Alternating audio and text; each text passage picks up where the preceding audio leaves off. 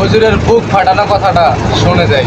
বৈশা আছেন তো জিবরিল আলাইহিস সালাম হাসতে হাসতে আসছে, বড় খুশি আজকে। আল্লাহ রাসূল জিজ্ঞাসা করছে এত খুশি কেন? বলছে সুসংবাদ নিয়ে আসছি, আপনিও খুশি হয়ে যাবেন। বলছে কি সুসংবাদ? 70,000 উম্মত আপনার হিসাব কিতাব ছাড়া জান্নাতে যাবে। তো শুনতে দেরি, চেহারা মলিন হইতে দেরি হয় নাই। তো জিবরিল আলাইহিস সালাম বললেন এটা কি? আপনি তো খুশি হওয়ার কথা, চেহারা মলিন হইলো কেন? মাত্র 70,000, আমার সাহাবী তো 1.25 লক্ষ, কিয়ামত পর্যন্ত উম্মতের কি হবে? এই জন্য চেহারা মলিন। আপনি কি নিতে রাজি না? নিতে রাজি না এই কথা বলতেছি না, কিন্তু ভাবতে হবে এটা বলতে পারি। ভাইবা দেখি নিব কি নিব না। তো পাশে ওমর রাদিয়াল্লাহু তাআলা আনহু বসা, বলছে ওমর নিব 70,000 বিনা হিসাব কিতাবে জান্নাতে যাবে। যেমন উস্তাদ তেমনই তো ছাত্র হয়। না 1.25 লক্ষ তো আমরাই, কিয়ামত পর্যন্ত মানুষের কি হবে? কি করব? ফেরত পাঠা।